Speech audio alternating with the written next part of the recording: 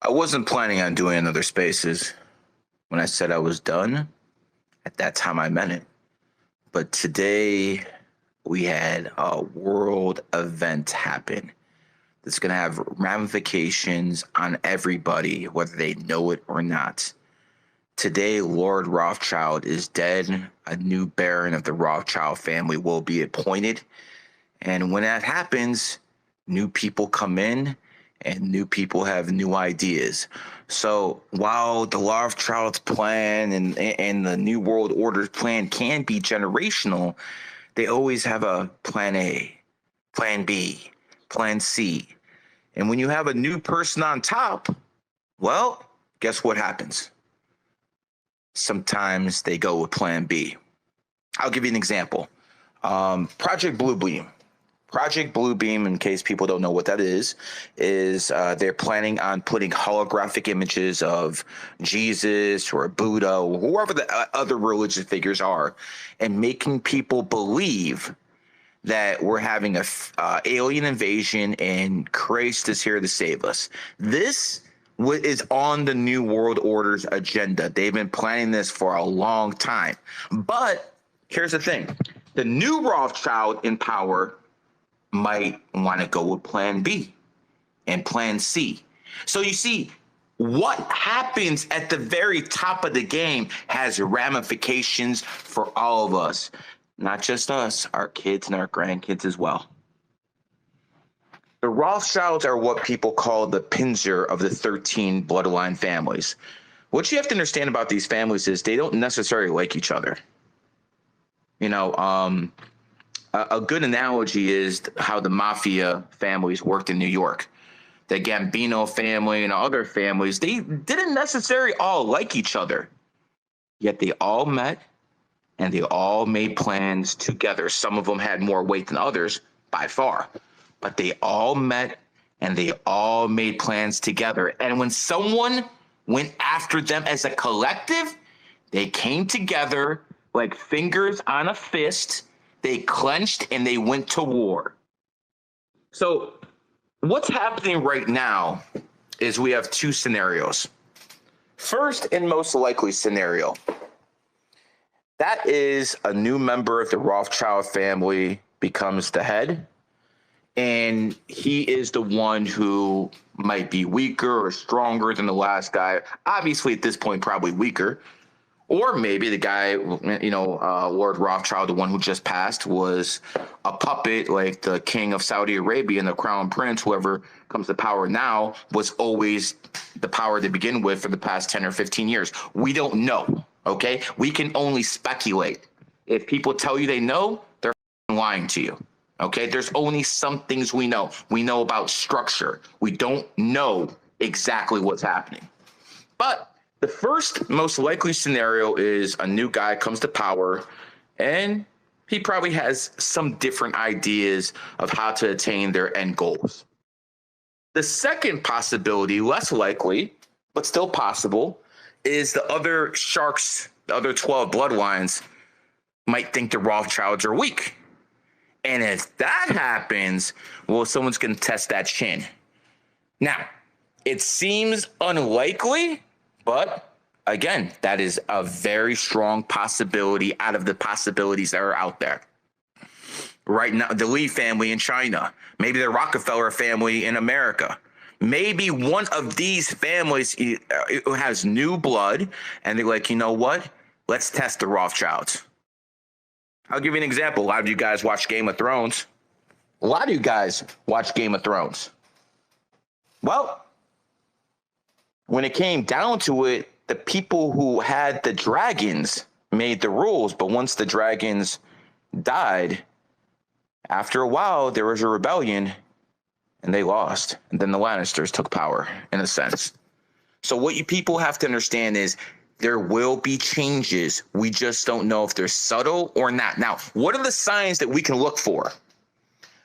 If we see new wars breaking out, if we see financial collapses in certain nations or in certain companies, that's most likely one of two things. The Rothschilds sending a message, a preemptive strike, or someone's going after the Rothschilds' interest. Now, I'm educated enough to know what companies are aligned with who and what is aligned with the other side.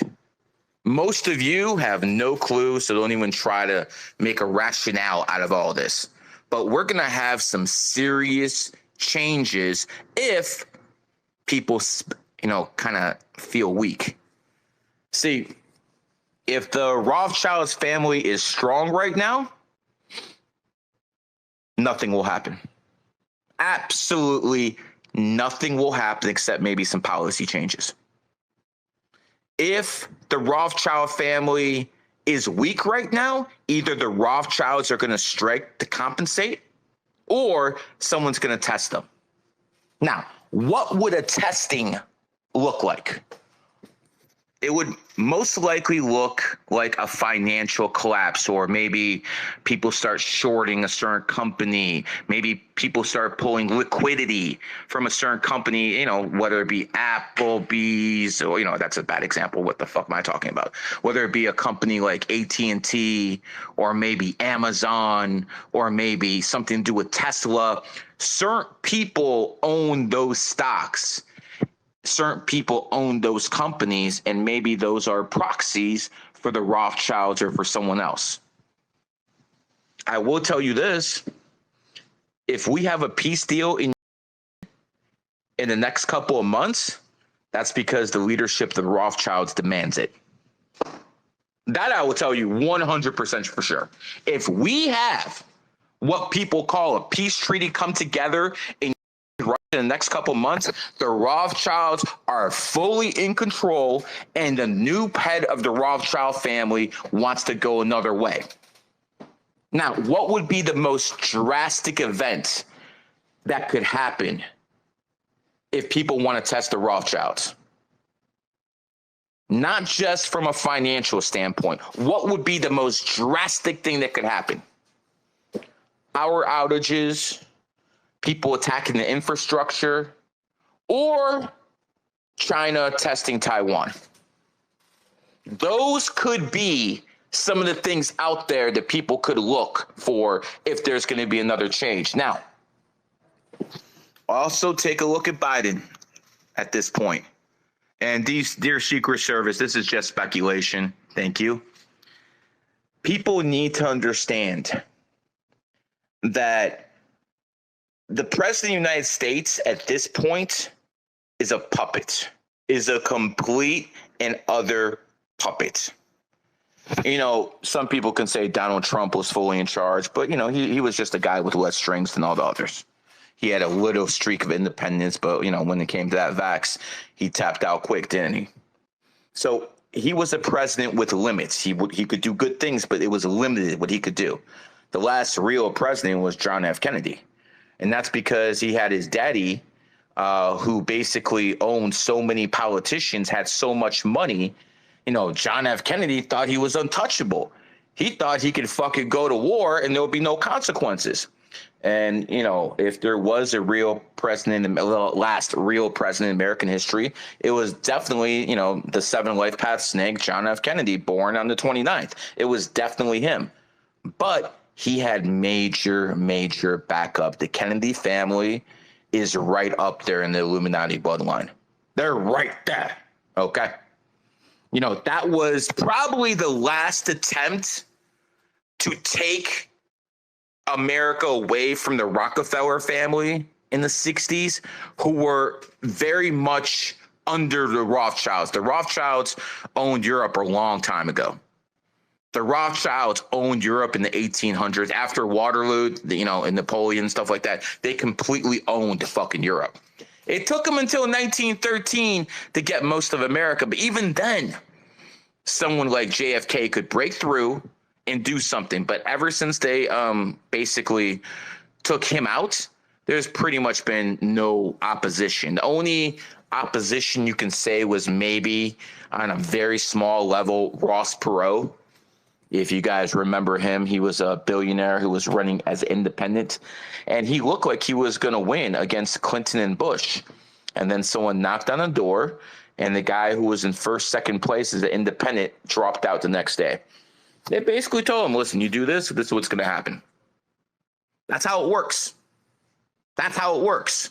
When I had my interview with Malik Obama, I did my due diligence. I called people who are connected with people to make sure I'm not fucking doing things that are going to jeopardize anything. That's the price you pay. That is the price you fucking pay. You know, I mean, think about it this way. Elon Musk has this account blocked. Numerology now is blocked by Elon Musk. Remember, porn is okay on Twitter. Porn is 100% fine. How many of you guys go out there and make tweets and all of a sudden there's OnlyFans girls fucking in the replies trying to get fucking simps? That's okay. Having Alex Jones is okay. Having neo-Nazis is okay. It's just Gary Grinberg that isn't. Hey, it's all right. It's 100% all right. I'm going to tell you why. Because what goes around comes around, which brings us back to Lord Rothschild. You know, Lord Rothschild was 87 years old. And whether you like the man, he was Lord Rothschild because he actually did run things. We don't have to like the king, but we still call him the king because that's what he is. So let's get that out the way first. But when it comes down to it, he died in 2024, 8. The news of his death came out on the 26th. 2 and 6 is 8. This is 100% karma-based and financial-based. This is 100% one of those things. I encourage people to start looking at the financial sector every single day, seeing how the banks are doing. Not just Wall Street. You better start paying attention to the DAX. You better start fucking paying attention to the FTSE. You better start paying attention to the whole fucking world. You know, in the 1990s, it was America, and then, you know, you had London, and, you know, Germany, and that was pretty much it. There is no other financial capital in the world. You know, I kind of feel sad for the Americans growing up now. You know, I was born in 78, so I actually remember the 90s. I remember when America was the number one power in the world to the point where it was unchallenged. Right now, America's challenged. It's still the number one power, but it's challenged. Back then, it was unchallenged. Absolutely unchallenged. I remember the early 90s. Everyone had money. And remember, I grew up poor. So everyone had money in the hood. Everyone's driving their Ford Explorer SUVs. Everyone was fucking going. The economy was booming. No one challenged America. And through the years, they started to feminize America. And the Rockefellers who did that, it came back to haunt them. The Rockefellers are the ones who pushed, you know, they were running America more than the Rothschilds in the late 1800s, early 1900s. And they didn't really bend the knee until 2000 to the Rothschilds. When Chase Manhattan merged, that's when they bent the knee, at least, you know, to the powers that be. But let's be honest, folks. The Rockefellers ran this shit, and then they started feminism, women's right to vote, and what happened? Those same feminized women started voting for Barack, not Hillary Clinton. See, in 2008, it was not just the Clintons against the Obamas. It was the Rothschilds against the Rockefellers. That was the Rockefellers' last hurrah. If you guys were ever familiar with the show Transformers, think of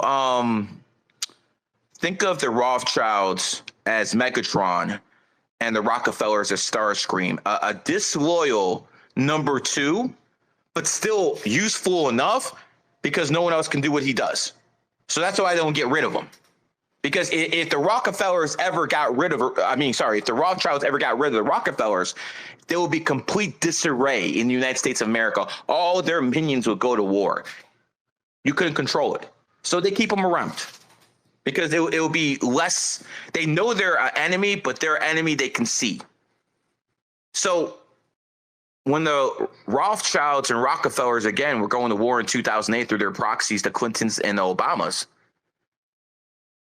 the Rockefellers never imagined that all these feminists that they've been fucking brainwashing for years would vote for the black gay man instead of the woman.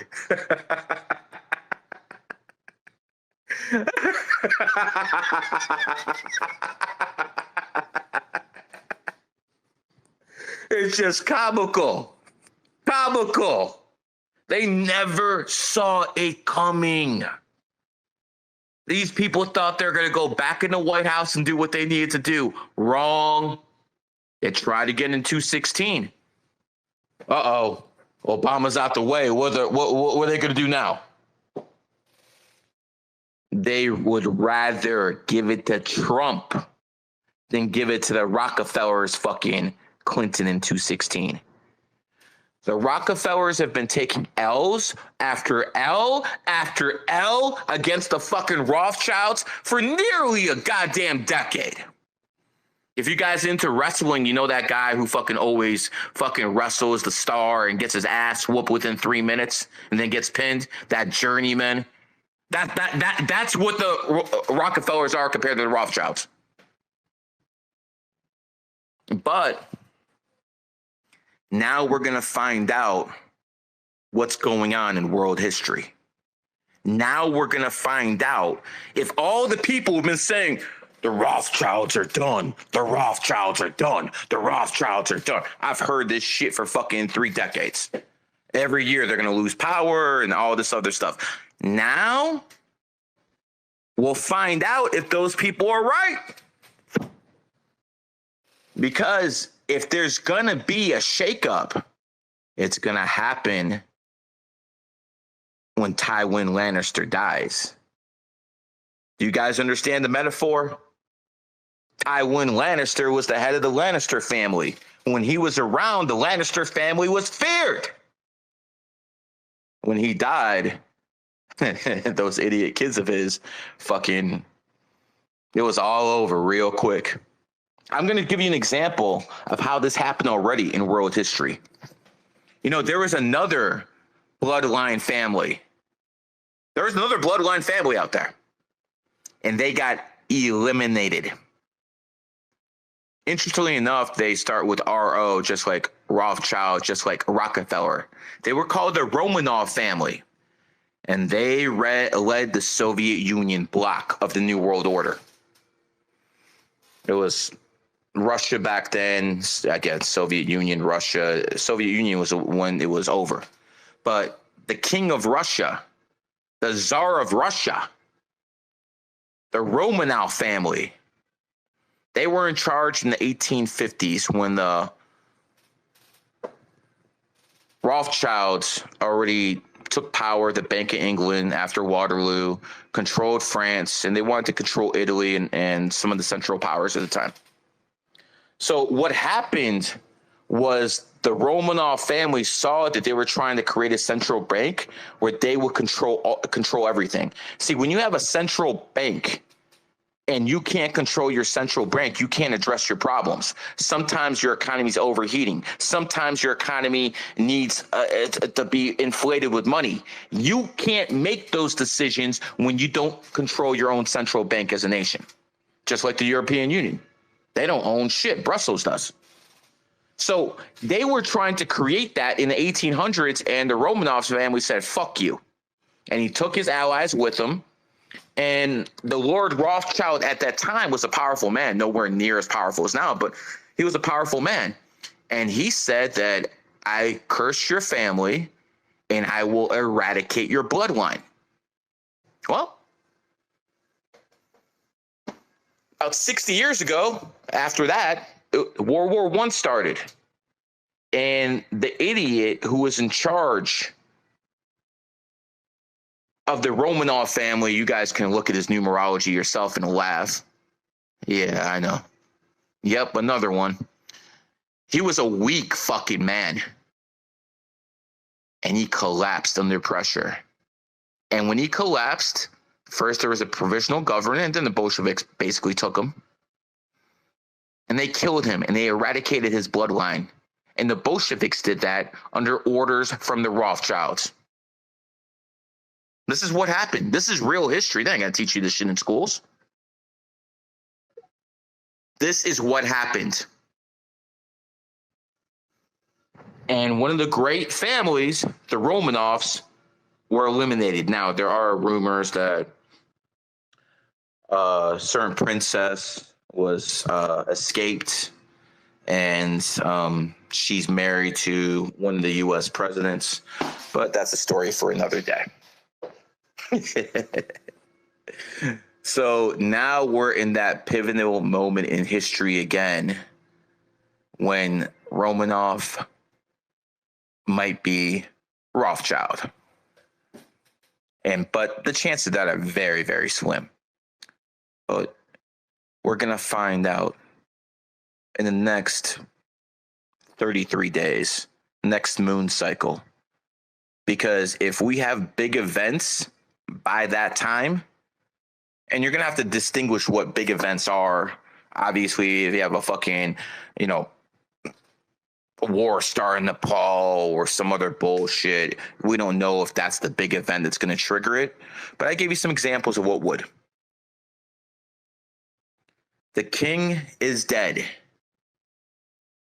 And when Queen Elizabeth died, that's a puppet, man. That's a puppet. Powerful puppet, but a puppet. Today, a lot of people's Emperor Palpatine died.